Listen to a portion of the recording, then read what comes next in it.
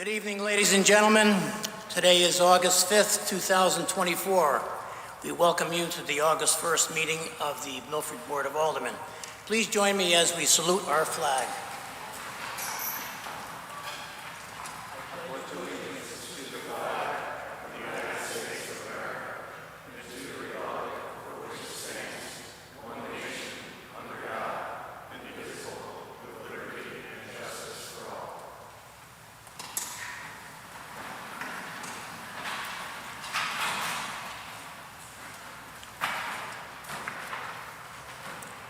Madam Secretary, would you please take the roll?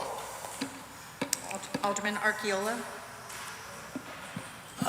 Alderman Archiola would like to be excused, Madam Secretary. Thank you. Alderman Beatty. Present. Alderman Bevan. Here. Alderman Casey. Alderman Casey would like to be excused. Thank you. Alderman Federico. Here. Alderman Fowler. Here. Alderman Healy. Here. Alderman Jenkins. Here. Alderman Marlowe. Here. Alderman Mulrennan. Alderman Pacelli. Here. Alderman Smith. Alderman Smith has asked to be excused. Thank you. Alderman Vitro. Here. Alderman Vitale. Alderman Willis. Here. 12 are present. Thank you, Madam Secretary. We do have a quorum. The next portion of the meeting is devoted to public comment. Statements are strictly limited to the legislative function of the Board of Aldermen. Please use every effort to limit public speaking to the permissible business of this Board of Aldermen. Time limit granted to each speaker should be 3 minutes. Residents, taxpayers, and electors may address the Board at this time. The Board encourages speakers not to express derogatory, insensitive, or offensive statements, or to engage in personal attacks against individuals. In order to allow everyone an opportunity to speak, I'd ask that everyone please limit their comments to 3 minutes. Please keep in mind that the structure of this meeting does not allow for two-way dialogue during public comment or to answer any of your questions. Residents can contact their district alderman by phone or by email regarding any issue or concern, or in purpose of obtaining general information. We welcome and appreciate your comments and opinions regarding city business and community matters. All your concerns will be taken into consideration. We thank you all for your cooperation. Anyone wishing to address the Board can do so at this time.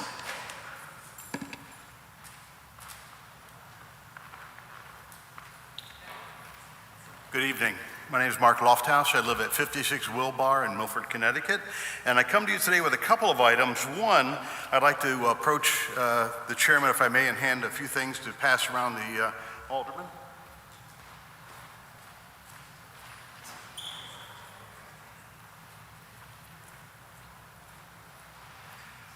What I just submitted are pictures of the current state of the Fort Trumbull cannon that's downtown.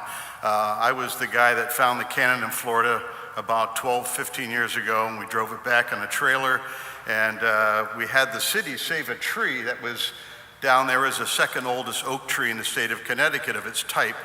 We had the wood milled. I was insistent on using that wood for the symbolism of rebuilding the Milford cannon with that wood. The old lumber mill guy said, "Don't use that wood." I said, "No, we're using it." Well, he was right. We did use special paint on it. We thought it would last, but in inspection today with our Public Works Director, Chris Saley, we noticed that termites and ants had just totally eaten all the wood to the point where it's like a sponge. The students and faculty at Platt Tech helped rebuild the cannon. They did a fantastic job, and I have a feelers out along with Mr. Mayor, Tony. We have been chatting about getting the school involved again to help rebuild the cannon. I just want to bring your attention that it needs our help. Don't know if we'll need money or anything yet, but I may be asking you for some cash. I have some other people lined up I'm trying to get some money from as well. It should be much more than the wood needed. The metal's been redone and painted, and it's in good shape. Just wanted to bring your attention to that. If you go by, the barrel is now on the ground. It's not the once strong symbol it used to be a few years ago. Secondly, about 4 months ago, I was in here and I kind of told a personal story of being down in Devon, and I pulled out of a local establishment, and pedestrians were crossing very haphazardly. And as I was stopped, I proceeded again. A pedestrian ran right in front of my car, and I ran them over. And it was quite a traumatic moment for me.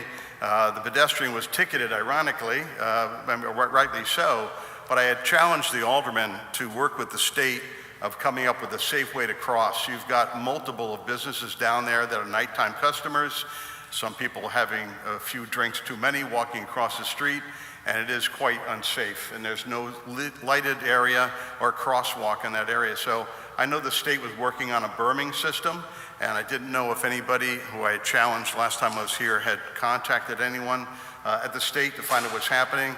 But I'm not going to give up on this yet, because I don't want to ever see anybody like myself run somebody over, and I don't want somebody else being run over.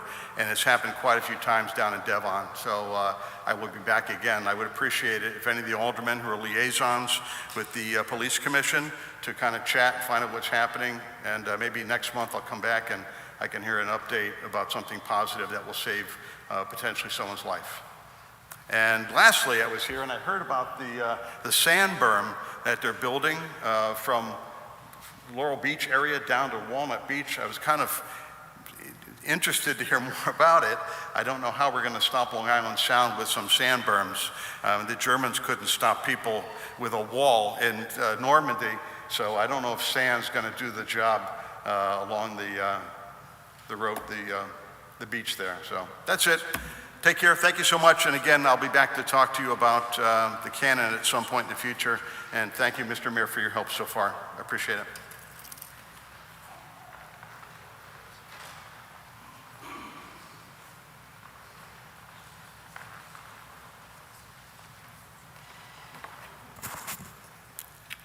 Good evening. My name is Felicia Shashinka, and I live at 60 Ocean Avenue, Milford, Connecticut.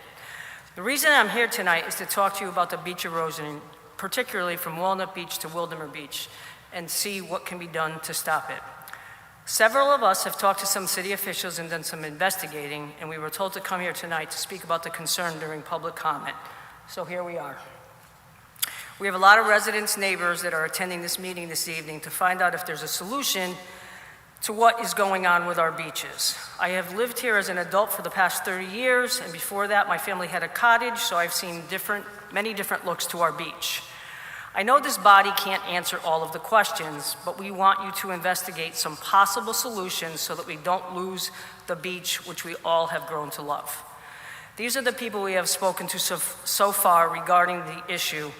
First, there were Aldermen Mulroney and Healy. Then he met with a few of us to listen to our concerns about the beach and a possible funding that we have been made aware of for a shovel-ready project from the state. I also spoke to a member of the Beach Erosion Committee. He made me aware that they have been meeting for quite some time regarding the beach issues and still aren't getting anywhere. He also invited us, and that means any of us, to attend the beach erosion meeting that is held on the second Tuesday of the month at 7 p.m. via Zoom. There are also 2 alders that sit on the beach erosion committee. Maybe they can shed some light as to what is going on with this committee and why it is taking so long to come up with solutions. Several of us also spoke to Chris Saley, the Director of Public Works, and he suggested that we come before the Board of Alders to see if you can help us, so here we are. We could get everybody up here tonight to speak, but you would be hearing the same information over and over. And in the essence of time, we have a few people that wanted to speak to you tonight to give you the facts of what they have seen happen to the beach over the time that they have lived here. Unfortunately, John Olive, one of our residents that has been spearheading this group, has tested positive for COVID today, and he cannot join us. However, another neighbor, Joyce Porto, will read John's concerns. We are a community that is ready, willing, and able to put the time in and to do the work to come up with a solution for this pressing issue. Thank you for your time, and hopefully we can work together to get this problem solved before it's too late. Thank you.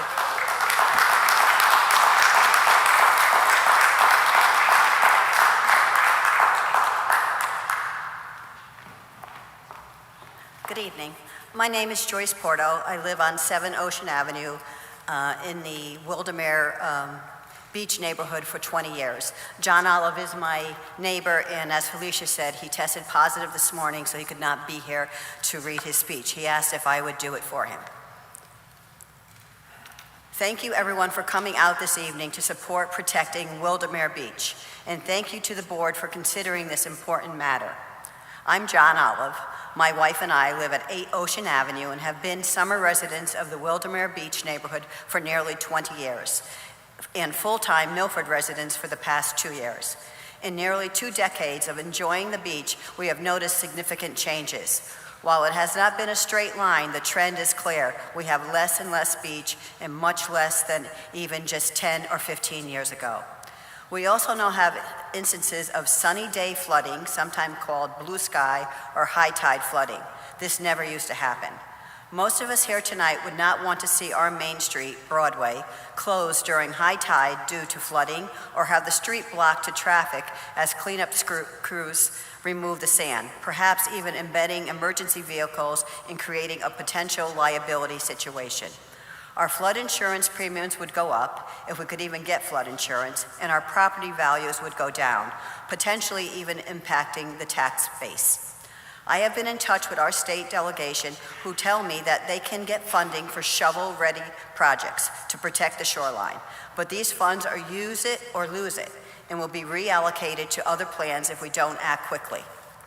There are many good reasons worthy of consideration: pumping sand from offshore, dumping dredged sand, and improving drainage on the streets. Several years ago, a study was done on building a sand dune or berm on Wildermere Beach. The easiest and most cost-efficient solution may be just to push the sand up the beach at low tide. Perhaps none of these ideas are perfect, and all will likely require permits and effort to put it in place, but we cannot let the perfect be the enemy of the good. The only thing unacceptable to most of us is to do nothing and hope for the best. In conclusion, the state has funds if the city sends them a shovel-ready project. Whatever the solution, we trust our elected representatives to protect our beaches and critical infrastructure. We thank you for any consideration and help with our beach issue. Thank you.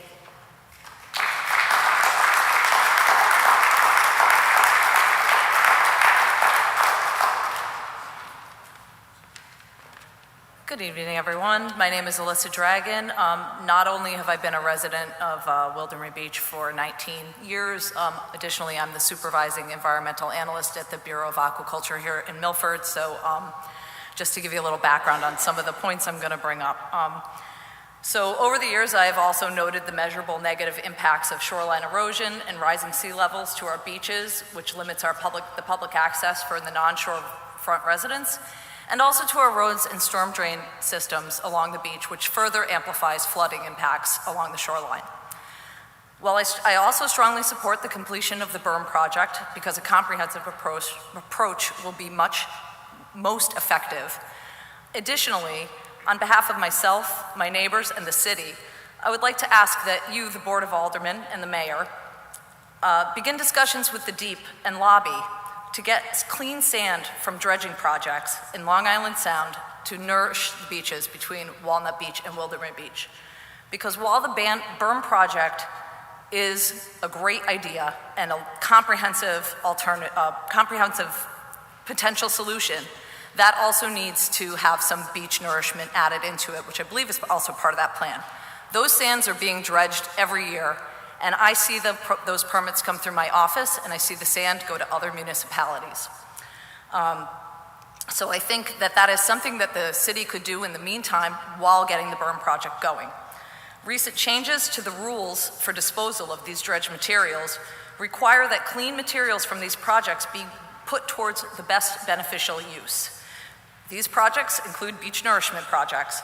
Without the DEEP knowing our need for, and hopefully our willingness to get these clean materials to place on our beaches, they will never consider us for the disposal of these spoils, they're called. And they'll continue to go to state parks like Hammonasset. I've seen 3 projects, I think, in the last 5 years with clean materials going to Hammonasset that had we lobbied for those sands, we probably could have gotten them because they trucked them right past our beach to Hammonasset. So I would like to add that to the request for the berm project, because I think that both of those solutions together would be probably the most effective solution to the problem. And I would add too that not only is there that CARES funding that folks spoke about earlier that is good through the end of fiscal year 2025 for shovel-ready projects, there are also a number of grants offered from state groups and nationally for infrastructure and shoreline protection and resiliency projects. So I also would ask you to strongly consider bringing in clean sands from these projects to help replenish the beach as it's eroding, rather than seeing it go to other beaches while our beach continues to erode away. So thank you for your time. Excuse me? Could we have your address for the Oh, record, I'm sorry. please? I'm sorry. I'm at 311 Broadway.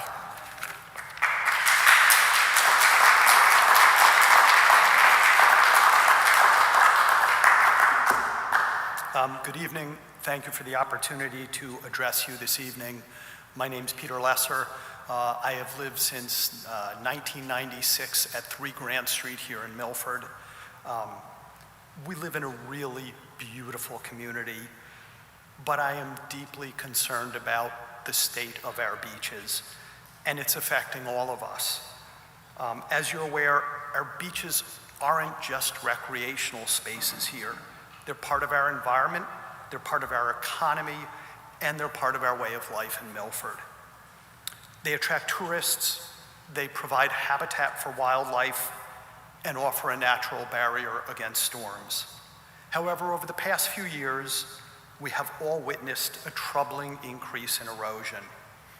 This is not a problem that will resolve itself. It requires our attention, and it requires a comprehensive long-term plan. Beach erosion is a complex issue.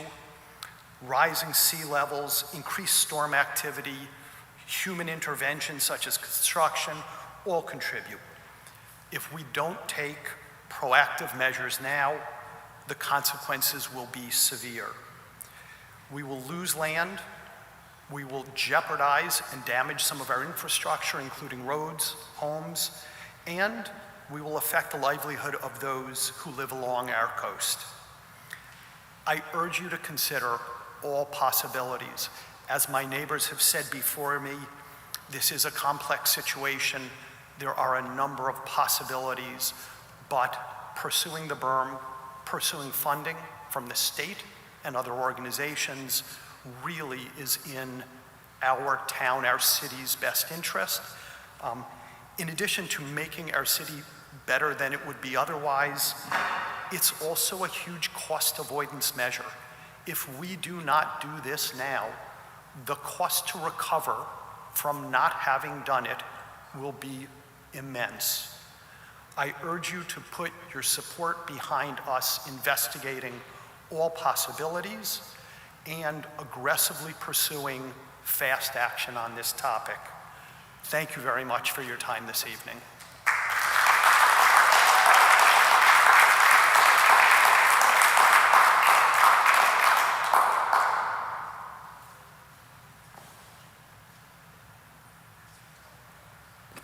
Anyone else wishing to address the board can do so at this time.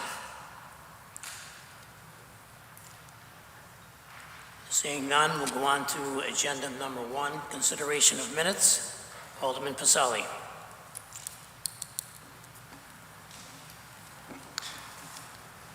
Consideration of minutes of the regular meeting of the Board of Aldermen held on July 1st, 2024. Second. Motion has been made and seconded. Is there any discussion? Hearing none, all in favor? Opposed? Motion passes unanimously.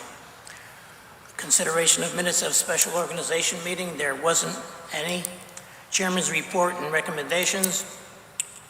I just hope that everyone's enjoying our hot and humid summer, and hope you're looking forward to our Oyster Festival coming up the following Saturday, 17th. Thank you. Item number 6, Mayor's Report. Mr. Mayor, we have a report. Thank you, Mr. Chairman. Good evening to the members of the board, and welcome to City Hall, the residents. Your voices have been heard.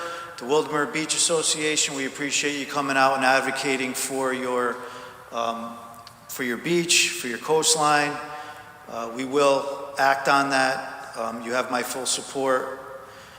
Storm resiliency is a big part of what we do here in our shoreline community, and we make significant investments from year to year to prevent erosion. So your voices have been heard. I will speak to the state delegation, and we will act on this in a suitable manner. I just want to mention that the Walnut Beach Creamery 5K was yesterday. I attended it. It was a great turnout, probably the best ever. There was 500 runners. All the money went to the Boys and Girls Club. You know, Milford's a very charitable city. We're blessed to have people that want to give back, and that's what makes our city great. Laurel Beach is celebrating their 125th anniversary. They will have a parade to celebrate this coming Saturday, August 10th at 1 p.m. if you can make it. I think that's going to be a great event as well. Milford is also looking for a poet this August 15th. If there's anyone interested in submitting or nominating someone, they may do so on the library's website. Milford has historically had in the past and presently has a poet, so we are looking for someone to do that moving forward. As the Chairman Vitro mentioned, the Oyster Festival is our big highlight of the summer. Milford is known for oysters. The Oyster Eve starts August 16th at Fowler Field.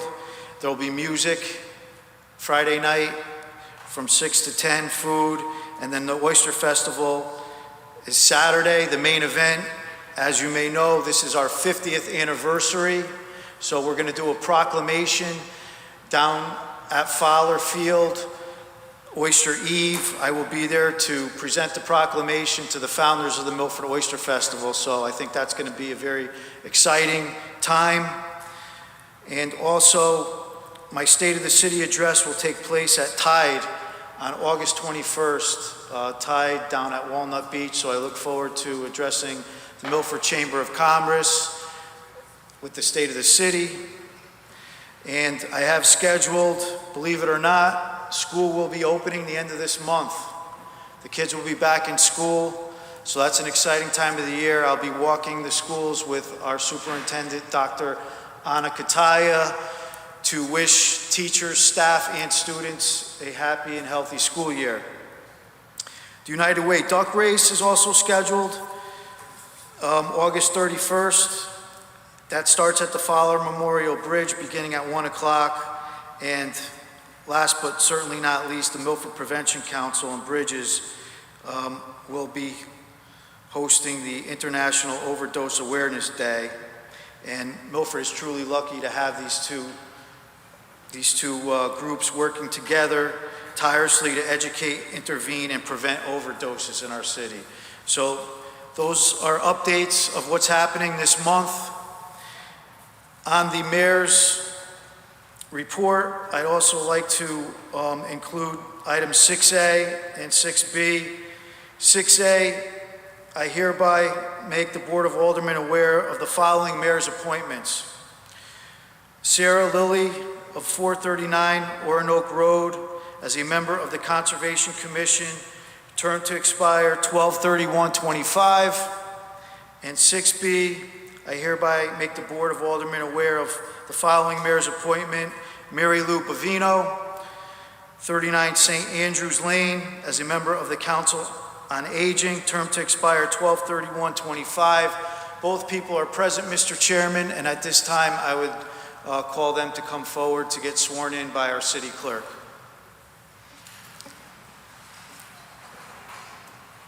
Thank you.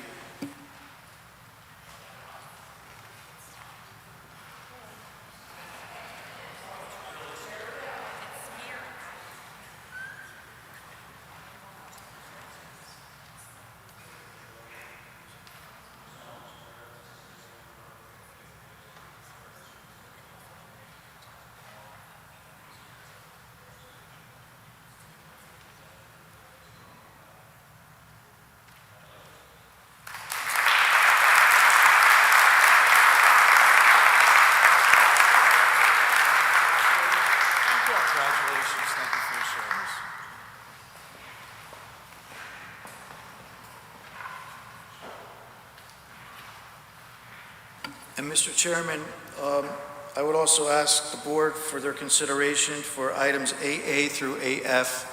I'm here to answer any questions on tonight's agenda. Thank you. Thank you, Mr. Mayor. Congratulations, Mary Lou Pavino, and also Sarah Lilly. Mr. Chairman.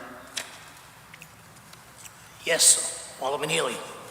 Mr. Chairman, through you to the mayor, I was looking to see if we could get an status update on 203 High Street and 159, 161 High Street, which were properties that the city is returning back to the tax rolls. We were in the process of doing RFPs for those properties, and I wonder if you could give us an update on that. Thank you. Sure. Through you, Mr. Chairman, to Alderman Healy.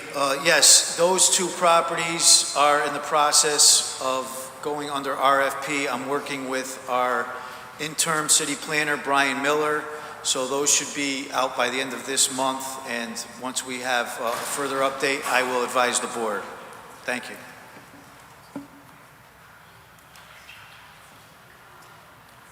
We're moving on to agenda item number 7, unfinished business. There is none. New business, Alderman Pacelli. Agenda item 8A, Board of Aldermen approval is hereby requested for the appointment of Thomas Buzel, 556 Pond Point Avenue, as a member of the Sewer Commission to fill the vacant position, term to expire 12/31/24. Can I have a second on that? We have a motion and a second. Is there any discussion? Hearing none, all in favor? Opposed? Motion passes unanimously. Agenda item 8B, Alderman Pacelli. Agenda item 8B, Board of Aldermen approval is hereby requested for the appointment of Antonia Deturi, 60 Greenview Lane, as a member of the Civil Service Commission to fill the vacant position, term to expire 12/31/24. Second. We have a motion and a second. Is there any discussion? Hearing none, all in favor? Opposed? Motion passes unanimously. Those two, at this time, will the newly confirmed board members come forward to be sworn in by our city clerk? Are they here present to this?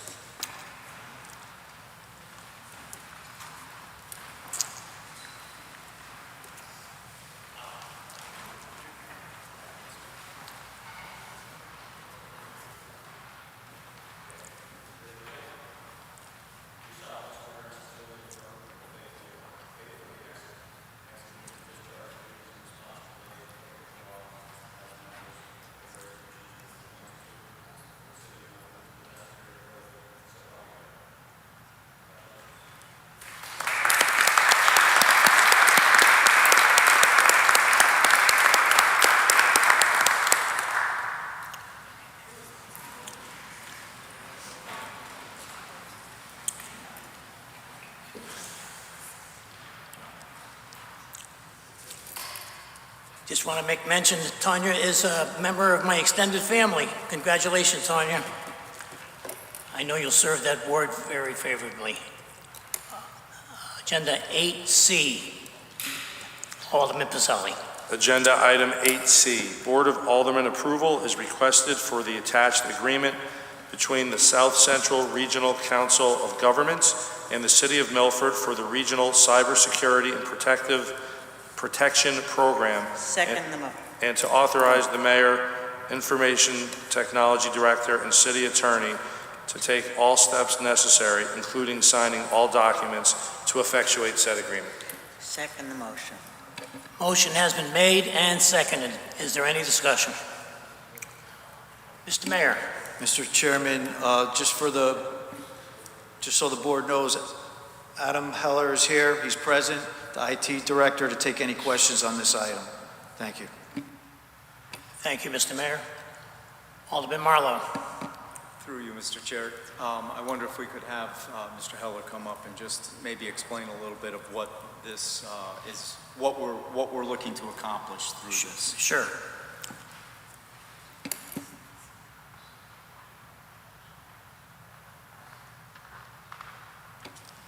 evening, Adam. Good evening. Thank you. Good evening, everyone.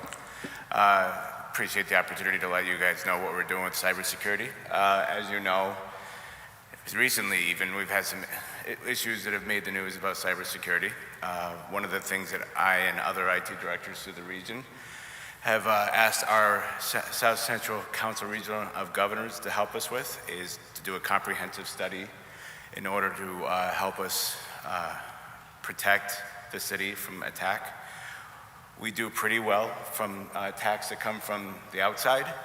We have a lot of work to do on attacks that we inadvertently let in from inside, whether it be phishing emails or procedures or processes. What this study is going to do is allow us to investigate how we conduct business and handle data internally, what exposure we may have inadvertently left ourselves open to inside of the environment, what employees may or may not have access to that perhaps they shouldn't, what the public may have access to that they may or may not should have access to, and what avenues of access are open that we should be closing. This includes paper as well, how we dispose of things, how we save things. Are they encrypted? Are they shredded? That kind of thing. So the South Central Council Regional of Governors hired a vendor consulting company that actually works a lot with municipalities. They're out of Hartford, and they will be working with us once upon your approval to help us with that study. Thank you, Mr. Heller. Just just a follow-up question. My understanding in reading through this is that they're going to provide a report and recommendations to go along with that. Is that the process that's going to happen? Absolutely. So after what's probably going to be at least 6 weeks of investigation, they're going to take some time and write up what their findings and present them to me for both what we're doing well as where we need improvement. Absolutely. Thank you. Certainly. Alderman Mulrennan. Thank you. Through you, Chair Vitro, to Adam. Good evening, Adam. I was just curious as I'm listening to the study and it's going to be gathering the data. What do we currently do for training for employees to recognize, like phishing, for example? Do we have training that is part of their in-service? Yes, we do. Actually, through this same organization, South Central Council Regional Government, we have licensing for what's called Know Before. And what they do is they do phishing awareness and phishing training. They do weekly emails to employees, let them know what scams of the week is, what the name of the email is, let them know some of the things that are going on and what to watch out for, or helpful hints and tips on when they have their own personal email and what they could do. But most importantly, they send out random emails to employees that are in our email list that look like legitimate emails. They take it, and if they click on something that they shouldn't have clicked on, whether it's an attachment or a link in that email, they're then informed this was an email to test to see if you would click on this, you did, and here's a training so you can understand what to look for in the future so we can help prevent that if this were an actual attack. On top of that, we have quarterly email training for everybody through the same program. So whether or not you click on the email, you still, on a quarterly basis, receive training. So if I may just ask for follow-up. So basically the training is through the email. So there's not like a training video or session like, many organizations have individuals within the organization that have to do X number of training videos to then, watch things, answer questions. So we don't have anything like that set up. It's mostly through this email that you're describing. Well, quarterly there's email. Right, quarterly email. training. No, but I mean like a mandatory. training session, like, where you have to sign off every year. You have to do a training session on, whether it's harassment or workplace violence or cybersecurity, that kind of thing. At this point, there is no formal process, though that is something we're looking forward to doing soon. Alderman Healy.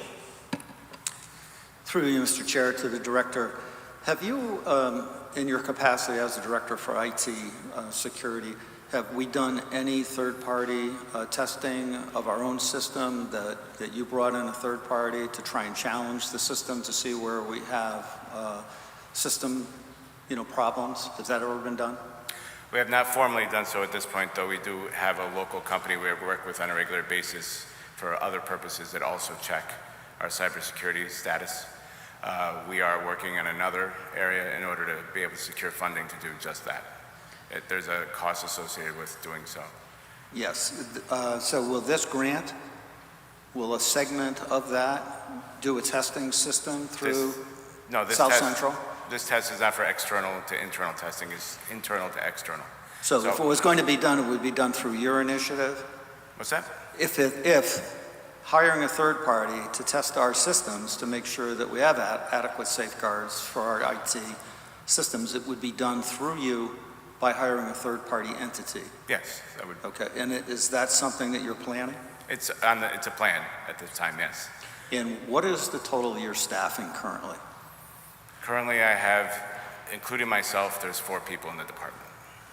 And you have one dedicated person for security-related issues? It's a split position that's responsible for the network overall as well as security. Do you feel that your existing staffing is adequate? I do feel that I will be coming to discuss that at some time, that we need to improve or increase the number of people working in the IT department, yes. So through this grant and looking at the attributes of what this will bring, to bear, and then under your own initiative to safeguard, the city from cybersecurity risks and analysis, you will, in a report that Alderman Marlowe had mentioned, will identify issues for us. We're part of the legislative branch, obviously, for the city and the funding part of it, and we certainly want to make sure that we are safeguarding, our information and protecting the city so that from an operational standpoint, we don't have system failure. So that'll be part of your report? Absolutely, in the appropriate forum. I don't know that we could necessarily have a public discussion on the findings, but absolutely, the findings of that report will be presented to. Right. Well, we certainly encourage you to bring any inadequacies relative to IT security and related funding directly, back so that the board is aware of it and the initiative can be taken and the impetus taken to solve those issues for you. I think your staffing is minimal for the enterprise that you're currently overseeing, and I would encourage everyone on this board to support your endeavors in terms of increasing that and protecting our information. Thank you. Thank you.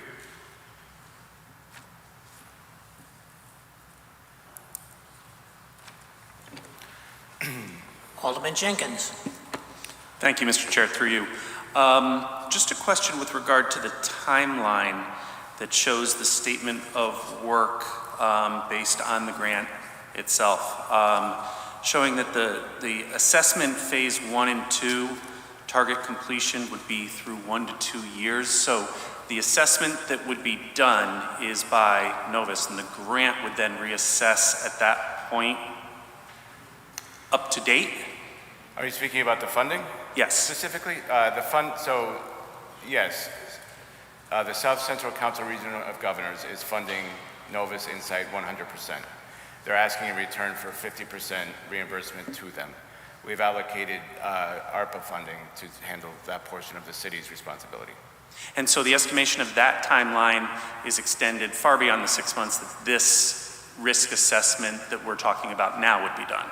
I believe the payment schedule is. We have secured the funding already. So once the study is concluded and we receive the final report, we would then be able to pay for that report. Okay. So what I'm getting to ultimately with this, and the question is that the grantee, we would be responsible for the implementation of all of the recommendations, et cetera, through the grant funding, correct? No, the final product is a report to let us know where we have vulnerabilities and areas and recommended remediation of those issues. And the timeline that they show for implementation of all of that stuff after we get the report, they estimate 3 years? Understanding that funding could take some time. So it's the funding that's 3 years, not the implementation of all of the steps for... Until we have a report that we can work from, they propose that the possibility could be, based on what needs to be done as well as availability of funds, could take as long as that timeline. Okay.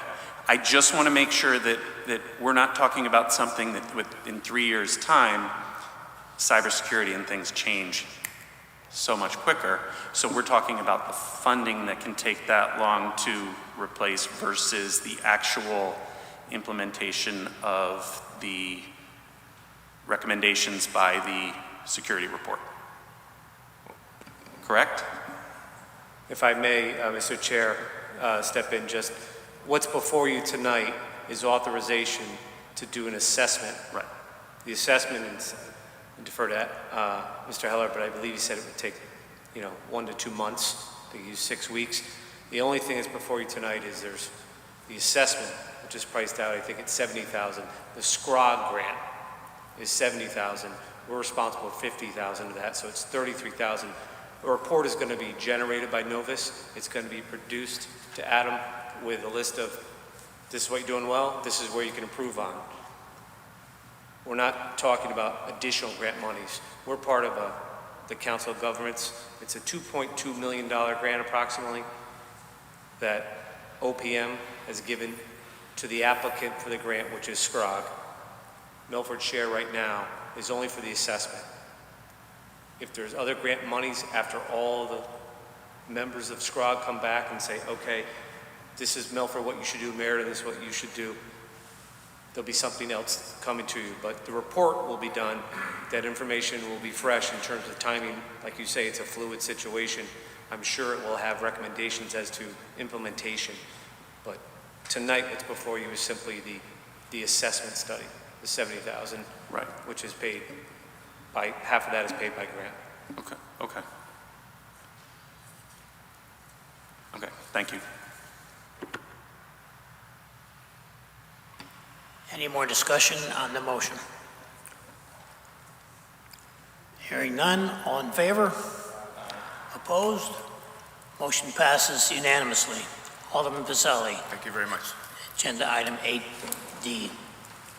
Agenda item 8D, Board of Aldermen approval is requested for the attached agreement between State of Connecticut, Connecticut State Library, and the City of Milford for the Historic Documents Preservation Grant Program, and to authorize the mayor, city clerk, and city attorney to take all steps necessary, including signing all documents to effectuate said agreement.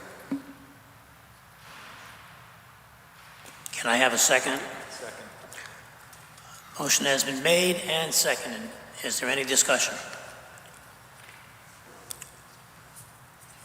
Hearing none, all in favor? Opposed? Motion passes unanimously. Alderman Pizzelli, agenda item 8E. Agenda item 8E, Board of Aldermen approval is requested for the attached resolution regarding the City of Milford approving fiscal year 2024 annual action plan. Can I have a second?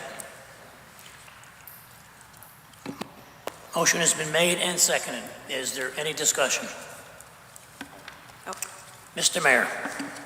Thank you, Mr. Chairman. Through you, just want to bring to the board's attention that Lauren Kelly is present, the CDBG administrator of the grant, if you have any questions. And Julie Nash, Director Julie Nash. It's in the building. Alderman Vitale. Thank you, Mr. Chair. Just for clarification, we're voting on a resolution, and there's already an amendment, substantial amendment. The what? Last year's? Okay. Thank you.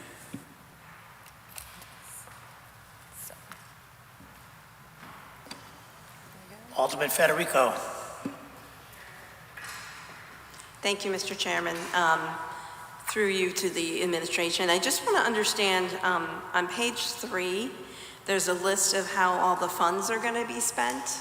Just wanted to understand how that's determined. How do you arrive at something like $76,000 for ADA curb and sidewalk, for example? Sure. So the grant in entirety is divided into public service, public facilities, housing, and administration. The public services is the most competitive category. It's capped at 15% of the entire grant.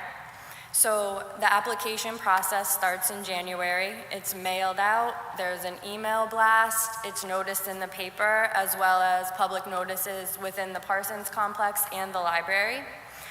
Once the applicants apply, we have our first public hearing where the applicants come and they present their projects and why we should fund them and their requested amounts that they'd like.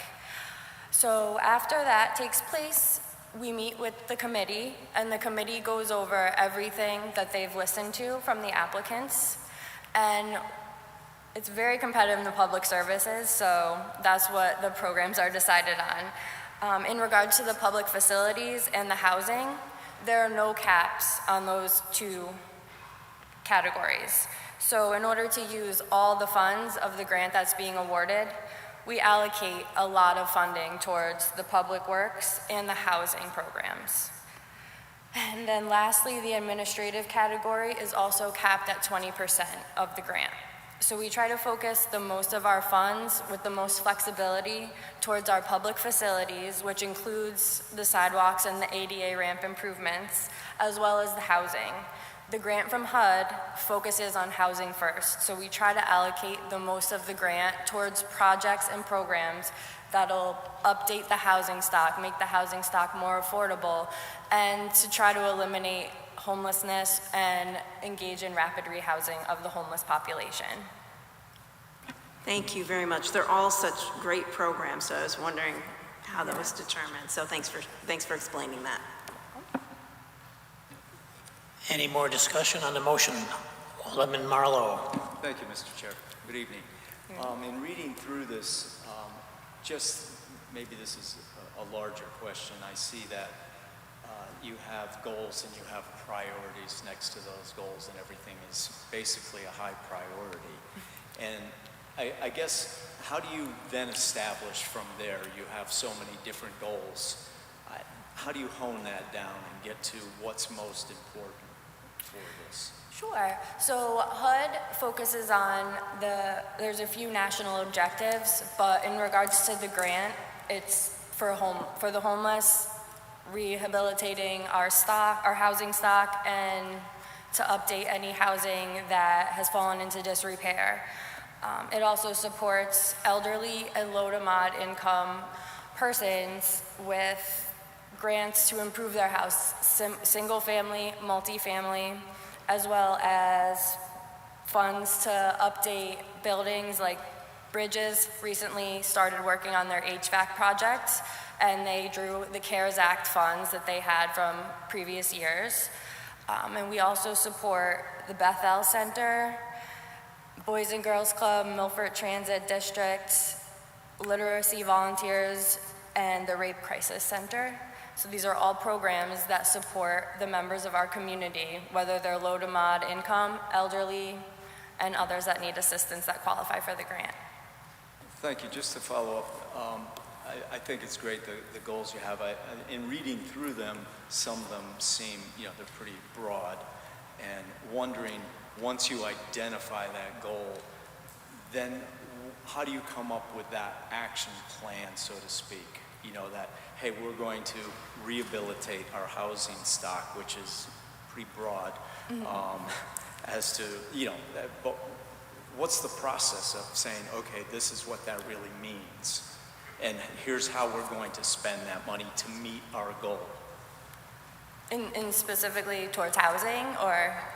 It doesn't have to be. I'm just reading, you mentioned rehabilitation of housing, so yes, that could be an example of it. But in reading through the list here is just looking at, there's a lot of high priorities with goals. I'm just wondering how you come up with a plan to attain those goals. So the annual action plan spells out what we'd like to do for the next program year. After the activities have been selected, whether it's public service, housing, public facilities, speaking in regards to housing, there's a bunch of programs that my office does run. Single-family repairs program, the multifamily repairs program, the first-time home buyers program, and am I missing one? Those are the programs I run, and it is in the form of an application, a very thorough application which receives the demographics, statement of need, all financial records of the applicant, and that is put through a program plus a meeting with the resident that is requesting the help to learn their situation, their needs, and what we can do to help them. Once they've been accepted into the program based on the low to mod income ratio, once they qualify, we do work with a project manager who works with contractors, and we work on the project. It's based on availability and first come, first serve to acceptance in the program. And that is for single family repairs, the small repairs program, which is up to $5,000 of repairs, or the multifamily program. Thank you. And again, I think the programs are great. So if someone wanted to apply, how would they find out about that? How would someone in need, single family house, at whatever the case may be, whatever situation they're in, they want to apply for this? Sure. We have a very great support system here in Milford, outreach programs through the police station, through Bethel, through the Department of Human Services. All those services, we kind of work together. So if the Department of Human Services gets a call that's requesting information, they're directed to my office, my phone number. We also have applications, information posted to our website.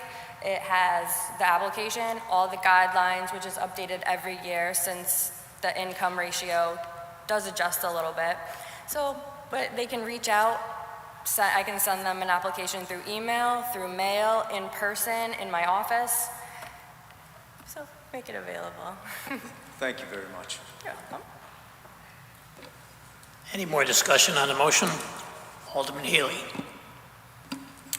Thank you. I'm seeing under grant planning and administration, there's over $8,000. That's the administrative part of that. See, can you talk about your staffing there?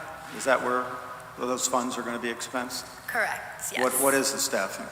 So the staff currently is myself. We recently hired for the office a part-time clerk, but I do have flexibility within my budget to hire a seasonal part-time clerk as well. Once I have this year under my belt and see where the need is administratively and what could help be supported for the other programs, I'm going to look into hiring somebody once I find the most efficient, best need, and where I can be helped out the most. Okay. The aggregate value is $536,000. As we move forward with the line items that you've articulated here and the way that they're structured, do you have administrative flexibility within the grant structure to reallocate funding? So we have Bethel Center, a kitchen that's allocated for $19,000. If there was, some cost overrun or some administrative issue, that could come under or possibly could go over. You have the administrative flexibility to manage those to conclusion, each one of these line items. So funding from one location because something might not have happened in a timely manner within the grant structure, could you reallocate those funds to something else? Do you have that authority? Yes, yes. We also have, as the first line of defense, we do offer an extension agreement. If within the program year a project, it becomes identified that they're behind the timeline or they will not finish, we can either we can look and evaluate the program, they can request an extension, and we can approve or deny based on the criteria we've looked at. Okay, thank you. Any more discussion on the motion? Alderman Beatty. Thank you. Through you, Mr. Chairperson, to you, thank you. And every year I learn much from listening to this, so thank you. In the action plan for 2024, it's good to see the Department of Public Works, that's the only city department or city agency among those nonprofits, that there's 76,000 for sidewalks improvements. Now, in the executive summary, it says that the action plan will principally benefit low and moderate income persons and funding and targeted to neighborhoods according to the maps. So are those replacements and sidewalks, targeted for the areas in those maps that are lower income and? Yes, correct. So, and how is that, what's oversight for that decision? Who makes that? We work with the Director of Public Works, who's informed of the maps and the locations, and based on availability and need, they have the company go out and they take care of those areas. Then the areas and the exact streets and the locations that those improvements have been made are sent to me, and I log and report those. Thank you, that's good to know. So that that direction from the action plan for CDBG is what directs this rather than administrative choice of places for sidewalks. Correct. And another note on the sidewalks and the ADA improvements, that disabled and handicapped persons are automatically covered and eligible for these programs, so that's how that helps in that area. Yeah, we've seen that. Thank you. Welcome. Any more discussion on the motion? Alderman Fowler. Thank you, Mr. Chairman. Through you. Just a question on the on page 14 of 8E on HSS3 affordable housing. It says create more affordable housing options in the city of Milford for renters and homeowners. I just want to ask, is in terms of the action plan for that stuff, are there locations available? Or are we going to be using, buildings that are already existing in Milford? Can you just explain a little bit about that, sort of create more aspect of the action plan here? So a big part of that is we give a lot of funds to Bethel, especially towards the acquisition of their new property. That's going to create 13 new livable areas. Right.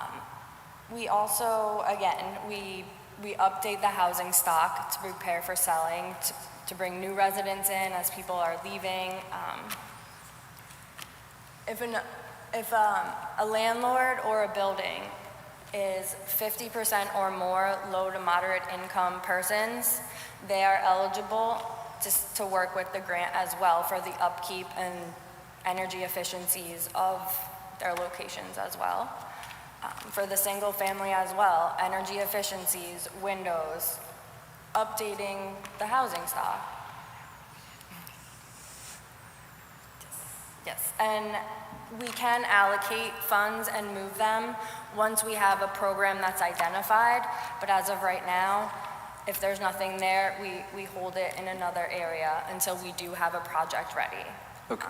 For example, we did move in previous years, Sheila had moved some of the money that was slated for the Department of Public Works. We took some of those funds and reprogrammed them to give support to the library's new elevator for that.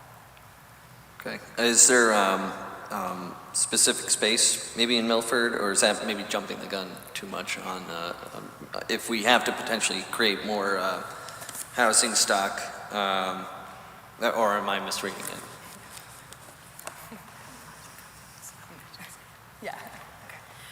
So we only have $500,000 in change. Yeah. We can certainly, if a grant application came to us and wanted to put in a request for funding towards creating new affordable housing, we would certainly take that under consideration like we would any other project. We just haven't had that come.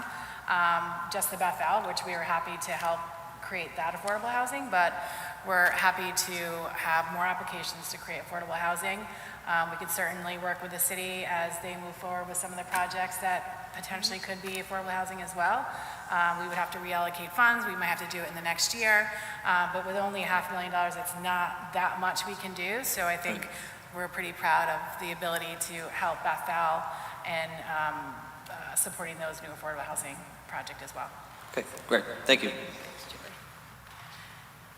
Any more discussion on the motion? Alderman Healy. Well, I'm looking at this relative to the review, Mr. Chairman, and I'm also going back to the mayor's report where I asked about 203 High Street, 159, 161 High Street, affordable housing component relative to those that the city owns, and an RFP is going to be produced, to put out. And I'm seeing Julie Nash here before us, who's done a fine job. And looking at it, is there any correlation between funding for this that could be tied into an RFP, to be utilized on the city owns that property? RFP is going to be put out to augment affordable housing right there in the center of Milford on High Street.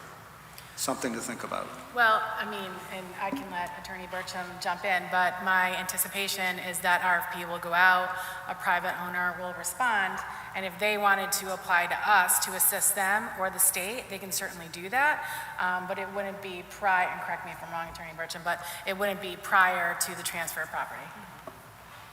Well, it's just that, again, it's a thought process because I'm dovetailing through very important issues that, impact our community. And I salute your efforts relative to this and returning those city-owned properties to the tax rolls. If there's a way to do it, I'm certainly encouraging you to take a look at that in conjunction with the RFP that does go out, because it may present an opportunity to even increase the proportion of affordable housing in it. And thank you, Alderman Fowler, for bringing that particular matter up also. Appreciate it. Thank you. Thank you. Any more? Alderman Bevan. Thank you, Mr. Chairman. Through you, I'm looking at page 22 to where it starts off with congratulations, where we are going to get $536,000 as a block grant. Further down it says you also have $2.680 million available in section 108 borrowing authority. Now, there's a difference between borrowing and a loan. Do we have to pay back the $2 million if we take it? In a short answer, yes. And do you know what percent we would have to pay on that $2.7 million about? It would depend on the amount that the borrower is taking. Okay. The Section 108 loan is a loan program through HUD, and it is 20 times our annual grant is the amount that is available to us. This would be able to be given to eligible projects under the HUD grant. For something like this, it could be storefronts, it could be exterior improvements for the town. It's also very flexible. It is at a very low interest rate, and you have 20 years to repay these loans. This program is built on the idea that it is given to projects and programs that will bring money into the economy so that they are able to repay back this loan. Very low interest rate, 20 years, very low risk program for this. So if we needed to have more discussions, ideas, possibly this could be a use depending on the project that is being funded. And just for a little bit more information, we have not utilized Section 108 to date. It's something that all municipalities get to let them know what we're eligible for. We just really started talking about potentially accessing 108 for next season when we met with the mayor and talked about some of his goals, and storefronts were part of his goal, so that's in our action plan as well. So we might look at utilizing Section 108 for our next session and get somebody in to assist with that programming as well. It's, as you know, being a bank is a lot, especially with this kind of funding. So we definitely need to have more assistance to run a loan program out of the city, but it's something that we could access if we decide it's the best way to go. Thank you so much. Any more discussion on the motion? Hearing none, all in favor? Opposed? Motion passes unanimously. Thank you, ladies, for answering all our questions. Have a good night. Alderman Pacelli, agenda item 8F. Agenda item 8F, Board of Aldermen approval is requested for the attached resolution regarding City of Milford approving fiscal year 2023 annual action plan substantial amendment. Motion has been made and seconded. Is there any discussion? Hearing none, all in favor? Opposed? Motion passes unanimously. Agenda item number 9, new business not on the agenda. There is no new business. Agenda item number 10, budget memo transfers. Alderman Pacelli. Agenda item 10, consideration of budget memo transfers number 13 and number 14, Fund 1005 and 2812, fiscal year 2024. Can I have a second? Motion has been made and seconded. Is there any discussion? Alderman Federico. Mr. Chairman, could we hear from the Finance Director, just a quick overview of the need for the transfers? Through you, Mr. Chairman, to Alderman Federico. At this time each year, after June 30th, we have to spend the months of July and August to work to close the year. And in past history, there have always been accounts that have been short, and we try to be proactive and do transfers through during the year, but at this time of the year, these are the transfers to help make sure that we don't end any account in a deficit. So we are transferring from accounts that have funding to accounts that have a shortfall. So that's a brief overview. Thank you. Thank you. Any other discussion on the motion? Seeing none, all in favor? Opposed? Motion passes unanimously. Agenda item number 11, refunds. There are none. Reports of standing committees. Is there any reports of any standing committees? Seeing none, move on to agenda item number 13, reports of special committees. Is there any reports of any standing committees? Special committees. Alderman, I'm sorry, I lost my page. Alderman Healy. From the last session of the Fire Commission, there was conversation relative to the Milford Fire Headquarters, and that's obviously a very important public safety matter with the command staff and other attributes having working off-site location, but there has been progress under the leadership of Chairman McGrath, working with city officials, city attorney's office, with the mayor's office, and with the Public Works Director in moving that forward.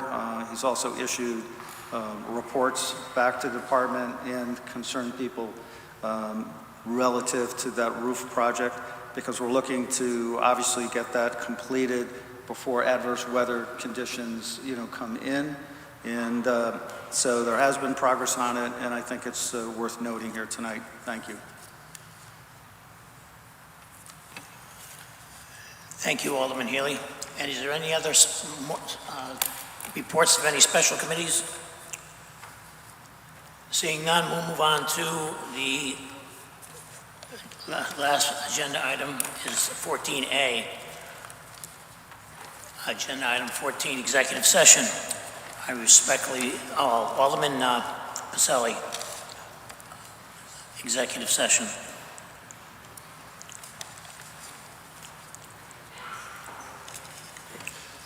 Agenda item 14, executive session. 14A, consideration of collective bargaining agreement between the City of Milford and United Public Service Employees Union Local 424, Unit 96, Milford Public Works Employees. And item 14B, consideration of settlement of Walmart Real Estate Business Trust versus City of Milford regarding 1357 Boston Post Road. Thank you, Alderman Pacelli. Second the motion. Joining us in executive session will be Attorney John Bertram, the Mayor Anthony Giannattasio, and Assistant City Attorney Deborah Kelly, and Assessor. I don't have that. Mr. Chair? Yes. For 14A? Yeah. The Human Resource Director, Tanya Barnes, and Director Saley, if you can invite them in as well. I think you'll, each one can offer you a Absolutely. little bit. And then our Assessor, Marcus Eric, is here for 14B. Mrs. Barnes and Director Mr. Saley will be joining us in executive session for 14A.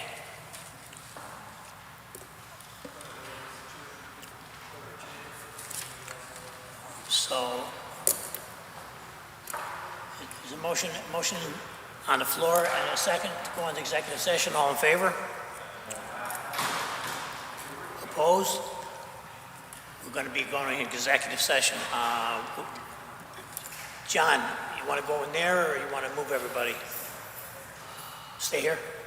Stay here, we'll move everybody else out. There isn't anybody anyways.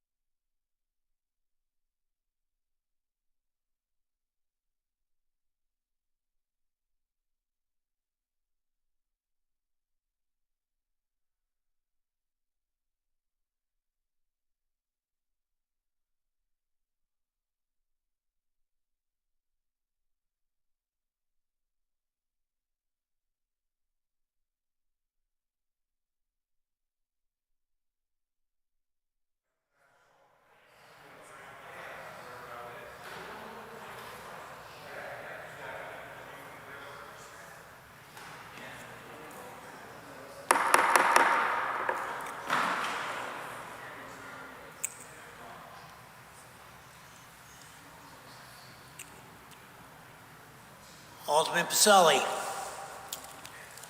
We're out of executive session. Agenda item 14A, consideration of collective bargaining agreement between the City of Milford and United Public Service Employees, Union Local 424, Unit 96, Milford Public Works Employees.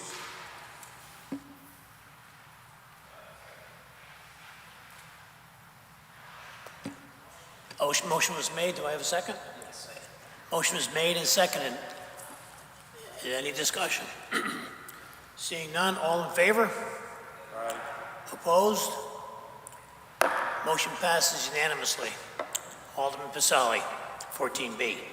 Agenda item 14B, consideration of settlement of Walmart Real Estate Business Trust versus City of Milford regarding 1357 Boston Post Road. Motion has been made and seconded. Any discussion? Seeing none, all in favor? Opposed? Motion passes unanimously. I would like to entertain a motion to adjourn. Motion is made and seconded to adjourn. All in favor? Opposed? Meeting adjourned. Thank you, ladies and gentlemen.